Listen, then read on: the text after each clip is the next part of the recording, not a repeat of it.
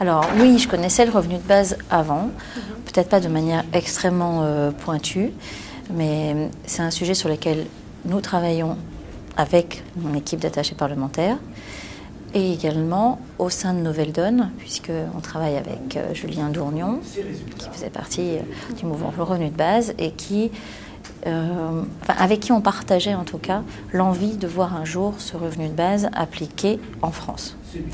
Donc on avait eu le temps de discuter depuis maintenant 1 an et demi sur les possibilités, ce que ça apporte, ce que ça amène comme bienfait, comme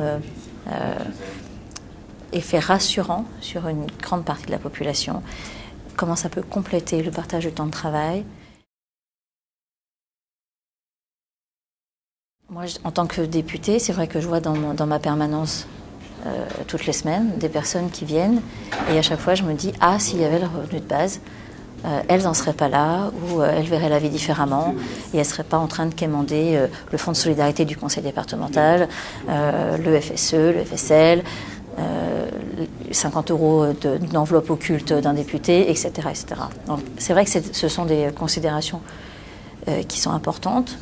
Je suis dans une zone rurale, la pauvreté c'est aussi une zone rurale, avec des gens, certains qui aimeraient faire autre chose de leur vie que de bosser pour 1100 € par mois et qui auraient envie de s'engager dans le bénévolat, dans l'associatif, etc. et qui ne peuvent pas le faire. Donc on perd tout. On a une société avec des gens qui travaillent trop, des frustrés, des chômeurs, alors qu'avec effectivement de manière idéale le revenu de base, une possibilité de résoudre une grande partie des problèmes de notre société.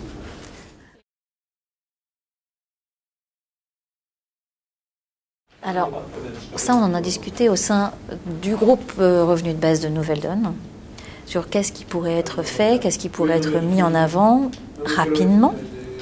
Et je trouve personnellement que ce serait une expérimentation sur un territoire.